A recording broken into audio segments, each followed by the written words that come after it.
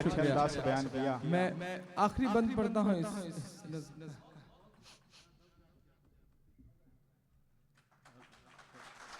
ये दर्द वही समझ सकता है कि जिसके पास जज्बात हों, दिल हों। सबसे दरखास्त करेंगे कि हम लोग नजीब के लिए दुआ करें और इमरान के लिए एक स्टैंडिंग ओवेशन सब लोग दें। जिंदाबाद, जिंदाबाद। बहुत शुक्रिया, बहुत शुक्रिया। दुआ करें, बस आपसे इतनी गुजारिश है कि दुआ करें कि अल्लाह मेरे इन आंसुओं को जाया न जाने दे, आपके आंसू जाया न जाए। बहुत शुक्रिया। मैं आखिरी बंद पढ़ता हूँ इस नज़्म का साथ। कितना रोया जाए, कितना चीखा जाए। प्रधानमंत्री जी महोबा की एक मीटिंग में, एक जनसभा में चीख चीख करके कहते हैं कि हम मुस्लिम महिलाओं को 3 तलाक के मुद्दे पर उनका हक दिला कर रहे हैं। हमारी बहनें हैं वो, हम अपनी बहनों को उनका हक दिला कर रहे हैं। कभी कभी मेरा मन करता है कि उनके 7 RCR के बाहर जाऊं, चीख चीख करके, चिल्ला चिल्ला करके उनसे कहूं कि आदरणीय नरेंद्र मोदी साहब, अगर सच में आप मुस्लिम महिलाओं को उनका हक दिलाना चाहते हैं तो नजीब की अम्मी को अपनी बहन मान लीजिए और अपने भांजे को वापस ला दीजिए, तब मैं समझूं कि आप हक दिलाना चाहते हैं। मैं आखिरी बंद पढ़ता हूं साहब। सियासी लोगों से उम्मीदें यकीनन बहुत कम हैं, लेकिन कुछ एक लोग हैं जो उठ खड़े हुए हैं। मैं उन्हें सैल्यूट करूंगा। मैं सैल्यूट करूंगा अरविंद केजरीवाल को इस मुद्दे पर, खास तौर से सैल्यूट करूंगा इस डाइस पर खड़ा होकर के। और ये बात इसलिए कह रहा हूं पूरी पुख्तगी के साथ कि मैं पहले दिन से इस प्रोटेस्ट का मुसलसल हिस्सा रहा हूं। आपको याद होगा जिस दिन जंतर मंतर से निकल करके इंडिया गेट जाने का प्लान था जेएनयू के तमाम बच्चों का और उनकी मां का, तो मां को गिरफ्तार करके मायापुरी स्टेशन ले गई थी पुलिस। मैंने एक ट्वीट किया और पलट करके केजरीवाल जी ने रिट्वीट करके मुझे इनबॉक्स में मैसेज किया कि इमरान अपना नंबर दीजिए। मैंने नंबर दिया और विदिन अ मिनट उन्होंने कॉल करी और कहा कि इमरान बहुत गलत हो रहा है। मैं दिल्ली नहीं था उस दिन, मैं बाहर था। मैंने कहा कि सर क्या किया जाए, बहुत वाकई जुल्म हो रहा है। उस बंदे ने कहा कि इमरान मैं थाने जा रहा हूं, जब तक नजीब की मां को छोड़ा नहीं जाएगा मैं थाने से हटूंगा नहीं। और सलाम केजरीवाल को कि केजरीवाल तब तक थाने में बैठे रहे जब तक नजीब की मां को वहां से हटा करके उनके घर नहीं भेज दिया गया। मैं इस डाइस से और सलाम करूंगा बदायूं के सांसद धर्मेंद्र यादव को कि जिन्होंने, उनके लोकसभा क्षेत्र का है नजीब, उन्होंने भी, मैंने उनको एक मैसेज किया कि पूरा देश आपकी तरफ नजर गड़ाए हुए है कि नजीब के मुद्दे पर आपका स्टैंड क्या है। शुक्रिया उनका कि वो गए, नजीब जंग साहब के पास गए, राजनाथ जी के पास गए, राहुल जी ने मुलाकात करी। कल परसों ओवैसी साहब ने भी उस मुद्दे पर आकर के धरने में शामिल हुए। वो तो ये जो भी लोग हैं मैं इनका शुक्रिया अदा करूंगा। अखिलेश जी ने मुलाकात करी नजीब के परिवार से। दुआ करिए कि ये दबाव काम आ सके। लेकिन इस सब के बावजूद मुझे लगता है कि मुझे एक बात कहनी चाहिए कि 100 करोड़ रुपए की फिरौती मांगने के जुर्म में तिहाड़ से लौट करके आए हुए वो पत्रकार जो वाई कैटेगरी की सिक्योरिटी लेकर के अपने न्यूज रूम में नाग और नागिन की खबरें बता करके डीएनए टेस्ट करके ये साबित करने पे तुले हैं कि जर्नलिज्म यही है। उन्हें बताइए कि नहीं साहब, आप जो न्यूज रूम में पत्रकारिता के नाम पे दलाली कर रहे हैं, जर्नलिज्म वो नहीं है। जर्नलिज्म कुछ और है। अगर आपको आपके न्यूज रूम से 5 किलोमीटर दूर रोती हुई एक मां के आंसू नजर नहीं आते तो आप पत्रकार नहीं हैं, आप दलाल हैं। ये एक सच बात है। मैं एक बंद पढ़ता हूं, ये मेरा गुस्सा है जो इन लफ्जों में ढल गया है कि ये टीवी के एंकर कहां मर गए हैं। मेरे गुस्से के साथ सफर करिएगा। अब तक मेरे आंसुओं के साथ थे, अब मेरे गुस्से के साथ सफर करिएगा कि ये टीवी के एंकर कहां मर गए हैं, ये गांधी के बंदर कहां मर गए हैं, ये टीवी के एंकर कहां मर गए हैं। मुझको जालिम का तरफदार नहीं लिख सकते, कम से कम वो मुझे लाचार नहीं लिख सकते। जहां हथेली पे लिए बोल रहा हूं जो सच, उसको इस देश के अखबार नहीं लिख सकते। उसको इस देश के अखबार नहीं लिख सकते। लेकिन मुझे लगता है कि यह दौर ऐसा है कि बोलना पड़ेगा। आप जैसे तमाम लोगों की दुआएं हैं सर पर, तो मुझे लगता है कि मेरी जिम्मेदारी बनती है, आपकी उम्मीदों का बोझ है मेरे कंधे पर। मुझे यश भारती मिली, सूबे का सबसे बड़ा अवार्ड मिला, तो साहित्यिक हल्के के लोग, अदबी हल्के के लोगों ने कहा कि अब तो लहजा अपने आप नरम हो जाएगा, अब तो तेवर ढीले हो जाएंगे। लेकिन मैंने उस दिन भी आपकी दुआओं के भरोसे यह बात कही थी कि जो कहते हैं इस आंधी में पर ना तोला जाएगा, जो इस बात पे खुश हैं हमसे लब ना खोला जाएगा, उनसे कहो हम तूफानों से डरने वाले लोग नहीं, कातिल को मरते दम तक कातिल ही बोला जाएगा। कातिल को मरते दम तक कातिल ही बोला जाएगा। मैं बंद पढ़ता हूं। और आज इस बहुत खूबसूरत सी जगह पर खड़ा हूं, मेरे उत्तर प्रदेश के बहुत सारे साथी होंगे। बहुत बड़ा अवार्ड है, यकीनन वो बहुत बड़ा अवार्ड है। 11 लाख रुपए का अवार्ड है, 50,000 रुपए की पेंशन है हर महीने पूरी जिंदगी, यकीनन वो बहुत बड़ा अवार्ड है। लेकिन उत्तर प्रदेश के मुखिया को खास तौर से शुक्रिया, वो जानते हैं मैं किन चीजों के लिए बदनाम हूं, वो जानते हैं कि मैं क्या लिखता हूं। मेरी 12 कई ऐसी नज़में हैं जिनमें मैंने नाम लेकर के लखनऊ के मुखिया की बुराइयां करी हैं, जब मुझे लगा कि मुझे बोलना चाहिए। लेकिन अवार्ड देने के बाद, जब वो अवार्ड देने के बाद सब खाने वाने का प्रोग्राम था, तो उन्होंने मुझे बुला करके प्रिंसिपल सेक्रेटरी से और कुछ मिनिस्टरों से मिलवाते हुए कहा कि इमरान प्रतापगढ़ी है, सबसे कम उम्र का अवार्ड है इनकी झोली में, महज 29 साल की उम्र में यश भारती इन्हें दिया है मैंने, मेरी पसंद का अवार्ड है। और उन्होंने जो एक अहम बात करी, उसकी वजह से उनके लिए एहतराम दिल में आता है। उन्होंने मुझसे कहा कि इमरान, यश भारती को अपने कंधे पर बोझ मत समझना, अपना तेवर नरम मत करना, जैसे हो ऐसे रहना। क्या कहने, वाह वाह वाह। मुझे अच्छा लगा और मैंने उनसे वादा किया कि अखिलेश जी मैं जैसा हूं ऐसा ही रहूंगा। यश भारती तो क्या, कोई साहित्य का बड़ा से बड़ा पुरस्कार मिल जाए, लेकिन मैं जिनकी बात करने के लिए, जिनका दर्द गाने के लिए इमरान हूं, मैं उनका दर्द इंशाल्लाह जरूर गाऊंगा, क्योंकि मैं इसीलिए इमरान हूं साहब। मैं तो बचपन से सुनता था कि अवार्ड जो है वो दरबारों के चक्कर लगाने से मिलते हैं, मैं तो बचपन से सुनता था कि अवार्ड जो है वो चापलूसी करने से मिला करते हैं। लेकिन पहली बार महसूस हुआ कि नहीं साहब, अगर आप आवाम का दर्द गाने के लिए उठ खड़े होते हैं तो आवाम की दुआओं में इतनी ताकत होती है कि अवार्ड क्या, वो मौत के मुंह से भी आपको वापस ला सकते हैं छीन करके। मैं सलाम करूंगा, ये अवार्ड आपका है, ये मोहब्बतें आपकी हैं। आप बताइएगा कि इमरान आपका लहजा यकीनन नर्म नहीं हुआ है। मैं पढ़ता हूं साहब, ये टीवी के एंकर कहां मर गए हैं, ये गांधी के बंदर कहां मर गए हैं, मेरी चीख और मेरी फरियाद कहना, ये मोदी से एक माँ की रुआद कहना, मेरी चीख और मेरी फरियाद कहना, ये मोदी से एक माँ की रुदाद कहना, कहीं झूठ की शख्सियत बह न जाए।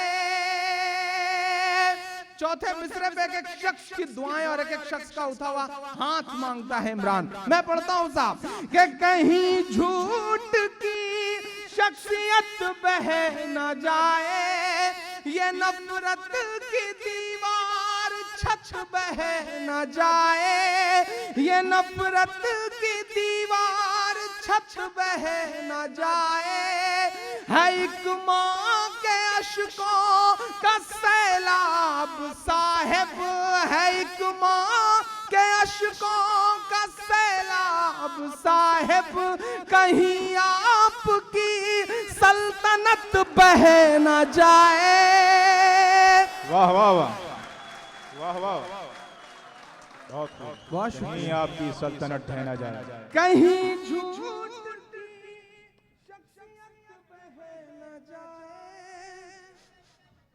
सॉरी, मैं छोटा सा एक अनाउंसमेंट करना चाहता हूँ, अगर इमरान इजाजत दें।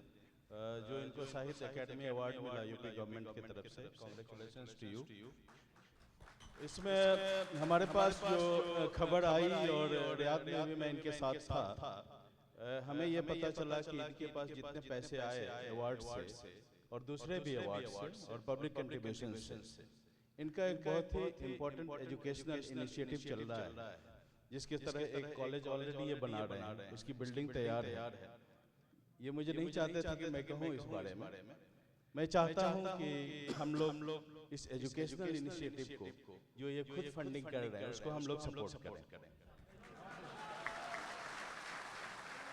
मेरी आप अपना नाम और नंबर बता दीजिए ताकि आप लोगों से कांटेक्ट किया जाए। आपके पास है? अच्छा ठीक है। और कोई आप मोहम्मद अली साहब देख लें। आप यहाँ कुछ लोग हाथ उठा रहे हैं। आपके पास सबके नंबर हैं?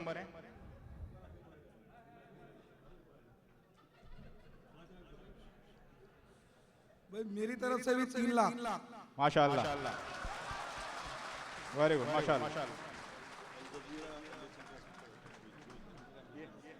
ये अल जजीरा एम्बिशन ग्रुप की तरफ से 3 लाख अभी कंट्रीब्यूट किया है आपने। शुक्रिया, बहुत बहुत बहुत शुक्रिया। ये तो मेरा जुनून है। मुझे 11 लाख रुपए अवार्ड मिला तो मुझे लगा कि चलो 10 बिस्वा जमीन खरीदने के काम आएगा। मैंने उसका जायज इस्तेमाल किया। और बीच में जब मिनहाज का मसला हुआ जेएनयू के उस मसले के साथ, ये इनकी तरफ से 1 लाख। कम से कम I would like to enlist 25 names here please. 25 नाम मुझे अभी एनलिस्ट करने हैं। I want to exploit you emotionally. मेरी तरफ से 1 लाख रुपया।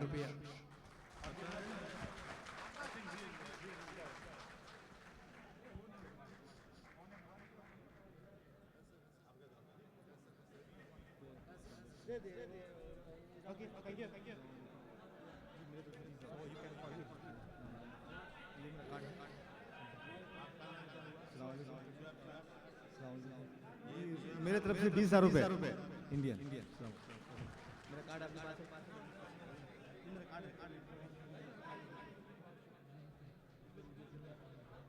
ये सारा कलेक्शन बिहार अंजुमन यहाँ पर कोऑर्डिनेट करेगी और उसके बाद ये लोग कंट्रीब्यूट कर देंगे।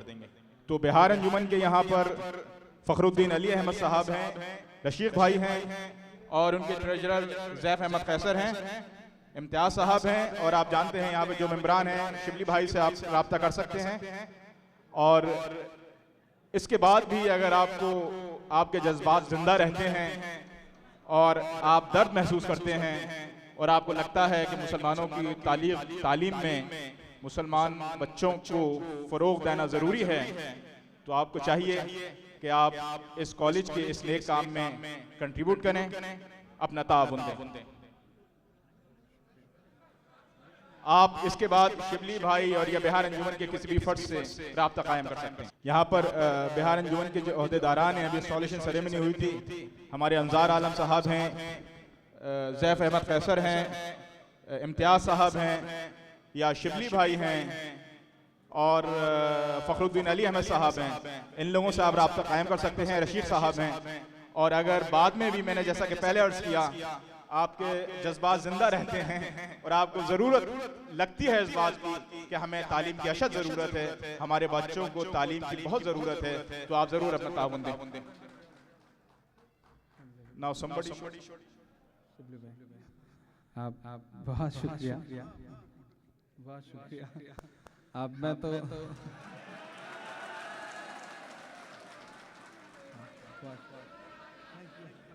बहुत दिन Now if you start charging 500 riyal for one step, I think we can collect lakhs of rupees now. बहुत शुक्रिया। ये मेरा एक जुनून था। देखिए, एक बात को जितनी जल्दी हमारी कौम जितनी जल्दी मान ले, जितनी जल्दी इस बात को कबूल कर ले कि मुल्क में सही से इज्जत से जिंदा रहना है, खुद को बचा के रखना है, तो तालीम के अलावा और कोई चारा नहीं है। ये एक सच बात है। इसे जितनी जल्दी मान लें। और मैं अक्सर मुशारों में, मैं आज देखिए मुशारा पढ़ना, तालियां बजवा लेना, ये मैं अब मुझे लगता है कि मैं इस दायरे से बाहर निकल चुका हूँ। ये मेरे लिए एक मिशन की तरह है। जब गजनफर साहब मैं शुरू से मुशायरों में आया तो मैं ये देखता था कि मेरी आंखों के सामने 20-20, 25-25 हजार लोग बैठे हैं। 50 किसी मुशायरे में हिंदुस्तान में 1-1 लाख की भीड़ होती है। कम से कम 5-6 मुशायरे ऐसे हैं हिंदुस्तान में जिनमें 1 लाख के आसपास भीड़ होती है। मैंने ये देखा कि पूरी रात जुल्फ, आंचल, लबो, रुखसार, खत, शराब, जाम यही चल रहा है और तफरी हो रही है और उछल उछल के लोग दाद दे रहे हैं। और सुबह चाय की दुकान पे ये हो रहा है कि फला शायरा ने क्या अच्छे शेर पढ़े, फला शायर ने तरन्नुम में क्या अच्छा पढ़ा। मुझे लगा कि मुशायरा एक बहुत बड़ा प्लेटफॉर्म है। कौम आके बैठती है, क्यों ना वहां से लोगों को जगाने की कोशिश की जाए। मैंने 2 चीजों की मुहिम शुरू करी और आज मुझे लग रहा है कि मैं कामयाब हूँ। बहुत शुक्रिया भाईजान की तरफ से 10,000। बहुत शुक्रिया आपकी तरफ से। 1 ईंट भी अगर मेरे उस काम में लगती है तो ये मेरी खुशनसीबी होगी। मुझे लगा कि इस प्लेटफॉर्म का इस्तेमाल किया जाए। देखिए आज मैं पूरी जिम्मेदारी से ये बात कह रहा हूँ कि राम के साथ सीता जब जंगल में थी तो उन्हें सोने का हिरन पसंद था। सुनिएगा मेरी बात को बहुत सलीके से। सीता जब जंगल में थी राम के साथ तो उन्हें सोने का हिरन चाहिए था, लेकिन जब उन्हें रावण उठा कर ले गया और सोने की लंका में बैठा दिया तब उन्हें राम चाहिए थे। पैसा बहुत कुछ तो होता है लेकिन सब कुछ नहीं होता। इस एहसास को समझिए। आप सब बहुत जिम्मेदार लोग हैं जिन्होंने मेरे साथ मेरे इस उसमें मुहिम में खड़े हुए, उनका शुक्रिया। जो अपने अपने तौर पे लोग बैठे हैं, मैं आपसे भी गुजारिश कर रहा हूँ कि आप अपने बच्चों को, अपने भाई को, अपने बेटे को डॉक्टर बना देंगे, वो अपने लिए बहुत पैसे कमाएगा। हो सकता है बहुत बड़ा नर्सिंग होम बना ले, एमडी बन जाए, बहुत मशहूर हो जाए, लेकिन वो अपना फायदा करेगा। आपने अपने बेटे को इंजीनियर बना दिया तो हो सकता है वो यादव सिंह की तरह अरबों रुपए कमाए, बहुत नाम रोशन करे, लेकिन उससे आपका भला होगा, परिवार का भला होगा, खुद का भला होगा। लेकिन अगर नस्लों का भला करना चाहते हैं तो सिर्फ और सिर्फ एक चारा है कि अपने बच्चों को ब्यूरोक्रेसी का हिस्सा बनाइए, आईएएस बनाइए, आईपीएस बनाइए।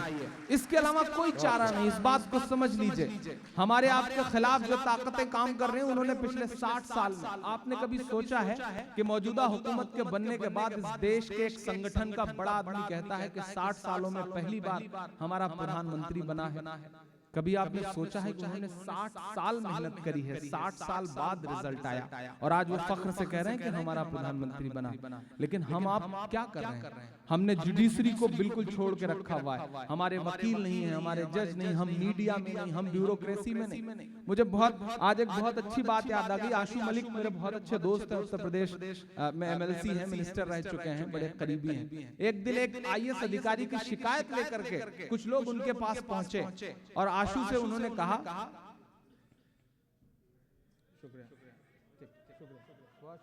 अभी बाद में चलते लगेंगे, ठीक है। आशू मलिक के पास कुछ लोग एक डीएम की शिकायत लेकर के पहुंचे और उन्होंने कहा साहब वो आईएएस जो है, वो डीएम जो है वो आरएसएस का आदमी है। तो आशू मलिक ने कहा ठीक है, मैं उसे हटा करके किसी जमीयत उलमा हिंद वाले को पोस्ट करा दूं, लेकिन उसका नाम लेकर के आओ तो कोई हो। तो कोई है नहीं है। गिनती में 3 या 4 या 5 आईएएस आईपीएस होंगे बमुश्किल। उसमें भी बिहार का बहुत शुक्रिया कि उत्तर प्रदेश के जो डीजीपी हैं जावेद अहमद, वो बिहार के हैं। बिहार का उसके लिए भी बहुत शुक्रिया साहब कि बिहार अगर ना होता तो उत्तर प्रदेश के कई जिलों में जो डीएम में 1, 2, 4 गिनती के दिखाई पड़ते हैं वो ना होते। मैं आखिरी बंद पढ़ूं, फिर से मुशायरा शुरू किया जाए। अगर आप एक बार जोरदार ताली बजा करके मुझे हुक्म दें तो। ये मोदी से एक माँ की रूदाद कहना, मेरी चीख और मेरी फरियाद कहना, कहीं झूठ की शख्सियत बह न जाए, ये नफरत की दीवार छत बह न जाए, है एक माँ के अशकों का सैलाब साहिब, कहीं आपकी सल्तनत बह न जाए, के उजड़ सा गया है गुलिस्तां वतन का। जुल्म पहले भी था, ज्यादती पिछली हुकूमतों में भी थी, लेकिन ये जो नंगई सड़कों पर उतर आई है ये नहीं थी। इसके खिलाफ लड़ना पड़ेगा। अब नहीं बोलेंगे तो कब बोलेंगे। उजड़ सा गया है गुलिस्तां वतन का, नहीं तो ये भारत था खुशहाल मेरा। कोई ला के दे दे मुझे लाल मेरा, कोई ला के दे दे मुझे लाल मेरा।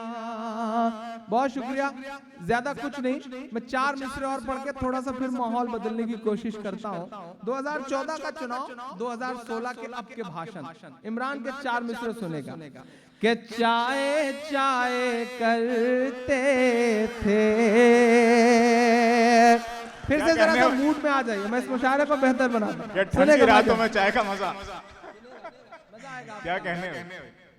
कि चाय चाय करते थे, जो पूरी बिहार अंजुमन की जो पूरी टीम है, मेरा ख्याल है कि मैं पिछले साल भी इस प्रोग्राम का हिस्सा था। इस बार बड़ी मशक्कतों से वक्त निकाल सका, लेकिन बिहार अंजुमन से यकीनन बहुत लगाव है मुझे। ये जितने भी लोग हैं, इन्होंने हमेशा से मुझे बहुत सहयोग किया। शकील हाशमी भाई बैठे हुए हैं, इनका मरियम फाउंडेशन नाम से बहुत बड़ा ट्रस्ट चला रहे हैं। इन्होंने पिछले दिनों मुझे कॉलेज के लिए 2 लाख रुपए की मदद करी। जावेद भाई बैठे हैं, पिछली बार आपने मुझे बड़ी मदद की थी।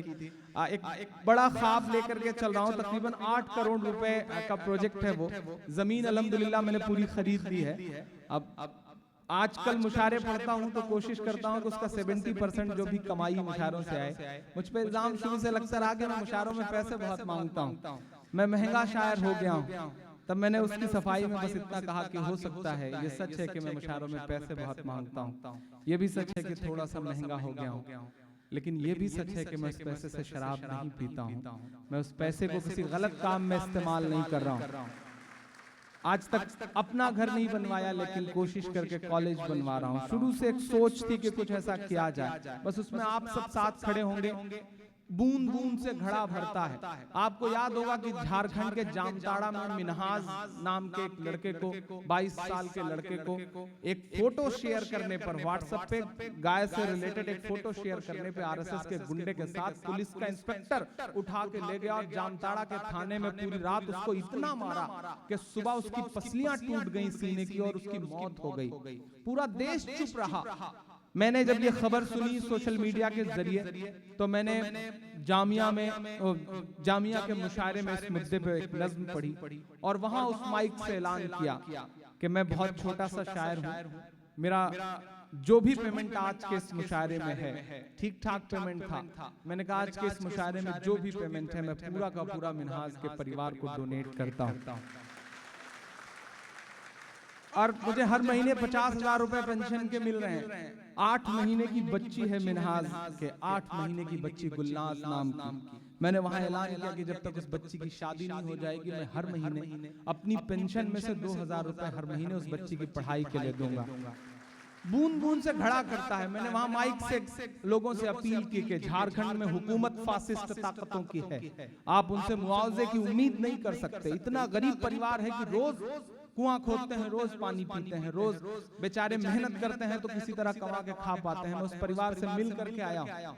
मैंने कहा कि मैं आपसे अपील करता हूं, मेरी आंखों के सामने 30-40 हजार भीड़ बैठी है, अगर आप 100 रुपए भी उनके परिवार के अकाउंट में डालेंगे तो इंशाल्लाह लाखों रुपए की मदद होगी। और बूंद बूंद से यकीनन घड़ा भरता है। महीने भर के अंदर अल्लाह का यह एहसान हुआ है कि तकरीबन 10 लाख रुपए की मदद 100, 200, 4 रोज 100 रुपए की वजह से हुई। तो अगर हम अपने लोगों के लिए इसी तरह साथ खड़े भर हो जाएं, तो बहुत सारे मसाइल का हल तो इंशाल्लाह ऐसे ही निकाला जा सकता है। मैं मिसरे पढ़ता हूं साहब कि चाय चाय करते थे। क्या नाम है आपका? ठीक ठीक। बहुत आप सोचिए कि उस खेमे से निकल करके वो बच्ची यहाँ तक कैसे आई होगी। उसके जज्बे को देखिए, उसके हौसले को देखिए। एक बार उस बच्ची के लिए ताली बजाइए। माशाअल्लाह। ये महज कुछ पैसे नहीं होते, इस पैसे में शायद किसी के जज्बात शामिल होते हैं, किसी के आंसू शामिल होते हैं। एक ऐसा वक्त है जब हुकूमत उनके पल्लुओं के पैसे छीन रही है।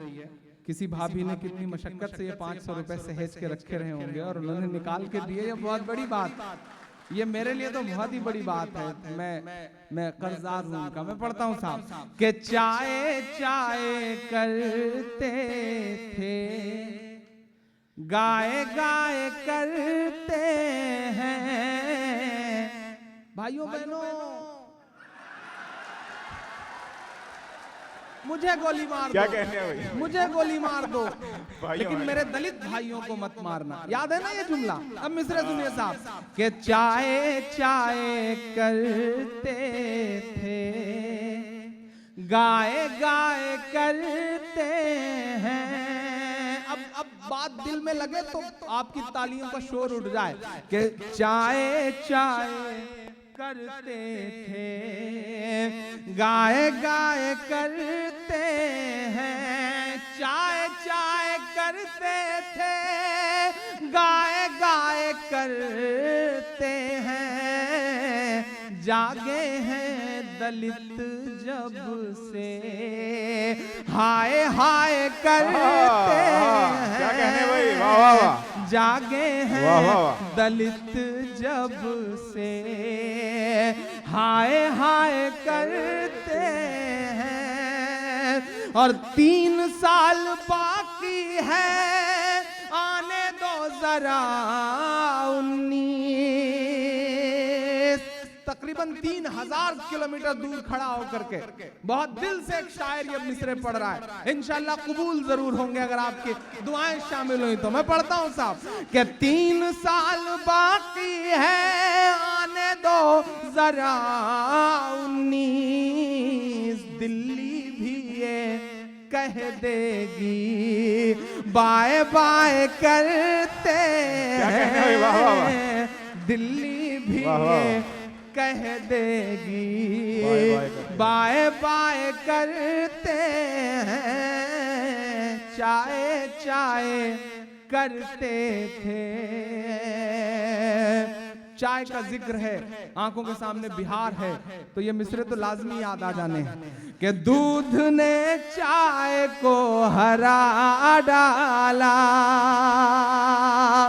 जरा सा और चाय को हरा डाला। उस मुशायरे को बना दीजिए आज मुशायरा, ऐतिहासिक रात बना वाह, वाह, दीजिए। वाह। मैं सीधे बिहार से आया हूँ, मैं किशनगंज था परसों मुशायरे में, किशनगंज से यहाँ आया हूँ। लौट के फिर मुझे 3 जनवरी को सिवान के मुशायरे में भी जाना है। फूल बाबू यहाँ बैठे हुए हैं, मुझे जाना है वहां पर। मैं पढ़ता हूँ साहब मिसरे कि दूध ने चाय को हरा डाला, सच ने अन्याय को हरा डाला। कर दिया ये बिहार ने साबित। सलाम है बिहार वालों, अब जिम्मेदारी उत्तर प्रदेश के लोगों पर है। जो यूपी के लोग बैठे हैं, अहद करिए, क्योंकि आप पे बड़ी जिम्मेदारियां हैं। जो समझदारी बिहार के लोगों ने दिखाई है वो हिंदुस्तान के लिए मिसाल है। मैं सलाम करूंगा आपको, और मैं वादा भी करता हूं कि इंशाल्लाह फरवरी में जब रिजल्ट आएगा तो बिल्कुल बिहार वाला रिजल्ट देंगे इंशाल्लाह। ये हम आपसे वादा कर रहे हैं। मैं अपनी पूरी जिम्मेदारी समझते हुए 2 महीने मैंने सोच रखा है कि मुझे वक्फ कर देना है, मुझे अब लगा देना है इस काम के लिए कि इंशाल्लाह फासिस्ट ताकतों को रोकने की हर कोशिश की जाएगी। कि दूध ने चाय को हरा डाला, सच ने अन्याय को हरा डाला। कर दिया ये बिहार ने साबित, कर दिया ये बिहार ने साबित। भैंस ने गाय को हरा डाला, भैंस ने गाय को हरा डाला। भैंस ने गाय को हरा डाला। गजनफर भाई, शिबली भाई, अंजार साहब, रशीक साहब, जिस दिन रिजल्ट आया था ना आपके बिहार का, क्या कहने भाई, क्या कहने? जिस दिन आपका रिजल्ट आया था बिहार का, जितना आप लोगों की नजरें थी बिहार के इलेक्शन के रिजल्ट पर, उससे कहीं ज्यादा हम उत्तर प्रदेश वालों की नजरें थी।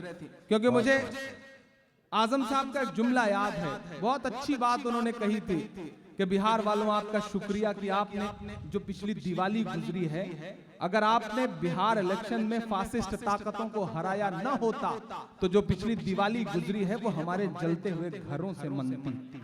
बहुत बहुत सच्ची बात कही थी उस शख्स ने। तमाम उनके बयानों से असहमत हुआ जा सकता है, लेकिन ये वाकई बहुत सच्ची बात थी।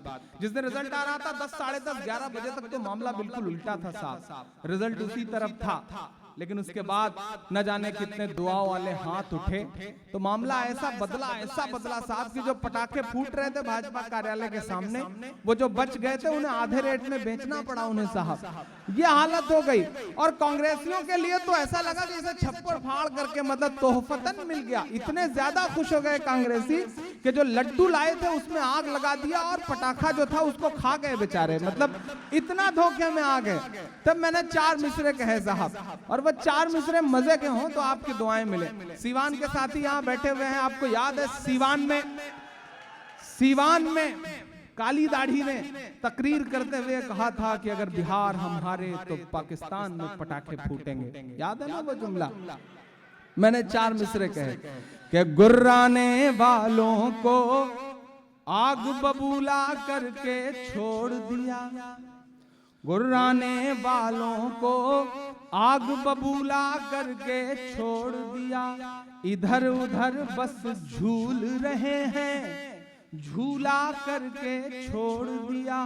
एक नाम है आपके प्रदेश की सियासत का, मैं सिर्फ उसे उल्टा करूंगा और शेर हो जाएगा, सुनिएगा कि इधर उधर बस झूल रहे हैं, झूला करके छोड़ दिया, इस दीवाली फोड़ न पाए हैं वो एक पटाखा तक, अमित शाह को लालू जी ने लूला करके छोड़ दिया, अमित शाह को लालू जी ने लूला करके छोड़ दिया, इधर उधर बस।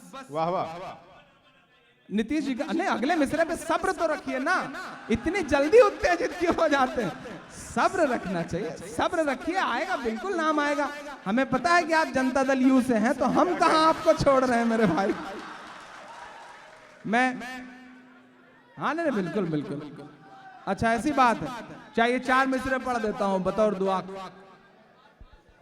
नहीं बिल्कुल, मैं तो बस जज्बात की कद्र करने के लिए ही इमरान हूं बस, और क्या है मेरे अंदर, कुछ भी नहीं है। मैं तो टूटे फूटे लफ्ज पिरो के आपके जज्बात की कद्र करता हूं, बस अल्लाह काम ले लेता है। कि दायरे में सिमट के आएगा,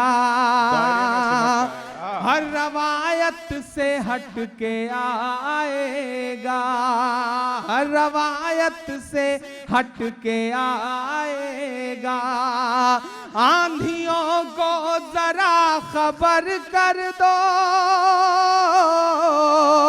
दुआ है मेरी ये, आंधियों को जरा खबर कर दो, शेर वापस पलट के आएगा, शेर वापस पलट के आएगा, हर रवायत से हट के आएगा।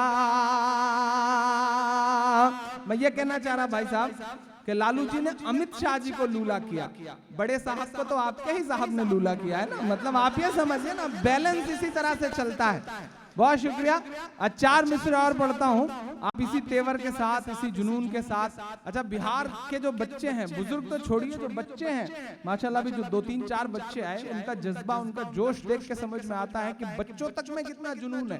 वो एक बच्चे के टीचर ने कॉलेज से फोन किया, स्कूल से फोन किया बच्चे के बाप को, कहा भाई आपका बच्चा इतना शैतान है, इतना शैतान है कि उसकी शैतानियों से मैं तंग आ चुका हूं। तो बाप ने कहा भाई क्या करता है? बोले ऐसी जिंदा तस्वीरें बनाता है, जिंदा पेंटिंग बनाता है कि लगता है कि बिल्कुल सही है, एकदम ताजा ताजा सी। आज उसने जमीन पर 2000 का नोट बना दिया, उसको उठाने के चक्कर में मेरे नाखून टूट गए।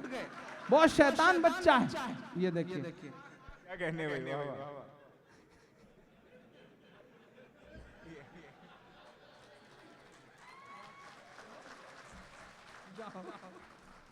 ये अच्छा काम है, बच्चों की तारीफ करो तो बच्चे पैसे लेके आते हैं बिहार के, ये और अनूठी बात है साहब।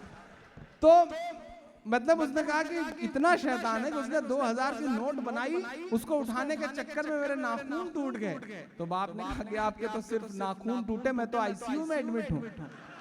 तो टीचर ने कहा अरे ऐसा क्या हो गया? बोले शैतान इतना कमबख्त है कि उसने कल बिजली के मीटर पे कैटरीना कैफ की तस्वीर बना दी, चूमने के चक्कर में मैं आईसीयू में एडमिट हो गया हूँ। ये बात है साहब, बिहार का आदमी अपने तेवर का आदमी है। मतलब आप उससे ना तो निपट सकते हैं ना उसे कोई जवाब दे सकते हैं। बिहार, एक आदमी बिहार का शिवली भाई दिल्ली से ट्रेन में बैठा, ट्रेन भाग रही थी। अमूमन बिहार के लोग टिकट कहाँ ही लेते हैं, मिनिस्ट्री तो वहीं रहती है ना, मिनिस्ट्री तो रेल मिनिस्ट्री तो बिहार ही रहती है। इस बार पता नहीं कहां से प्रभु के पास चली गई है, और जो हालत है वो प्रभु के पास से लौट के आम आदमी के पास जल्दी ही आएगी।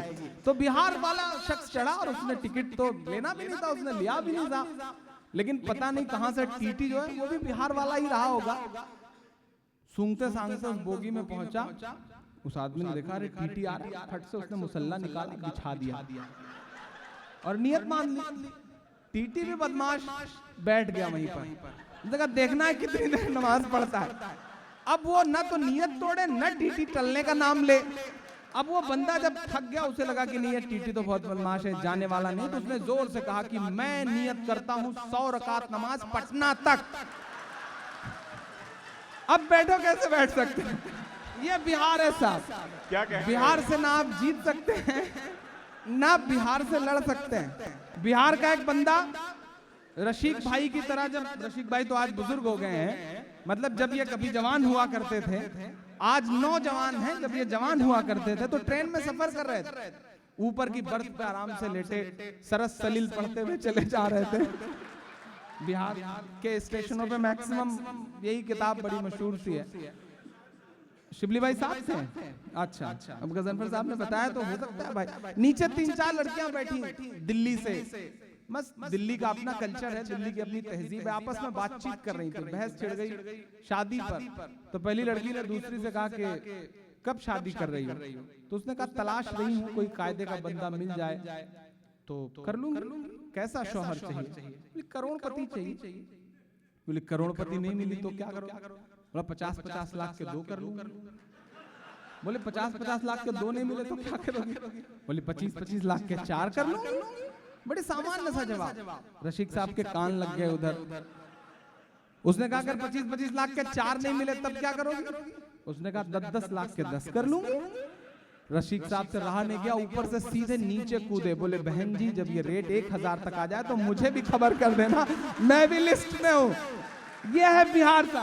मैं सलाम करूंगा बिहार के इस तेवर को। आप जीत नहीं ही सकते बिहार से साहब। सलाम है बिहार के इस तेवर को। मैं 4 मिसरे और पढ़ता हूं साहब।